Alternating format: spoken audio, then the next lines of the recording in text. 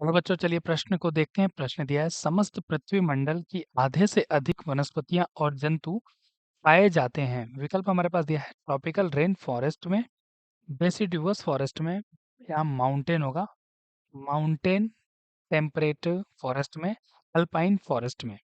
तो इस प्रश्न की मुख्य अवधारणा को समझते हैं।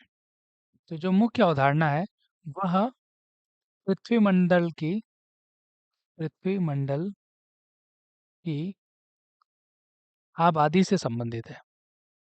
आबादी या हम समुदाय के बारे में बात कर सकते हैं, इससे संबंधित है। क्योंकि हम जानते हैं कि अगर आबादी या समुदाय की बात हमसे पूछी जी गई है कि यानी वनस्पतियां और जंतु सर्वाधिक कहाँ पर पाए जाते हैं, तो ये वहां पर पाए जाएंगे जहां पर परिस्थितियां परिस्थितियां अनुकूल हों।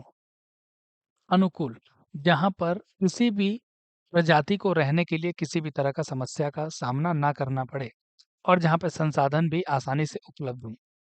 तो इसके लिए अगर हम बात करें परिस्थितियों में, सबसे पहले हम देखेंगे ताप, वर्षा, ये जो होता है सबसे प्रमुख कारक होता है, क्योंकि हम जानते हैं ताप और वर्षा जहाँ पे भी अगर सामान्य तरीके से उपलब्ध हो जाती है, तो वहाँ पे उत्पादकता भी क्या होती है, उत्पादकता ज़्यादा होती है।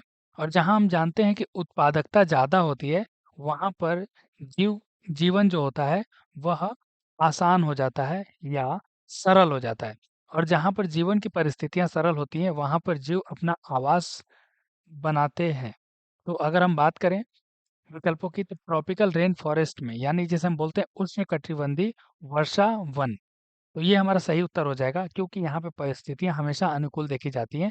बाकी डेसिडुअस, माउंटेन टेम्परेट और अल्पाइन, यहाँ पर विशेष अनुकूलन की आवश्यकता होती है, इसलिए यहाँ पर आधे से अधिक वनस्पतियां या जंतु यहाँ पर नहीं पाए जाते हैं। तो हमारा सही उत्तर हो जाएगा विकल्प ए।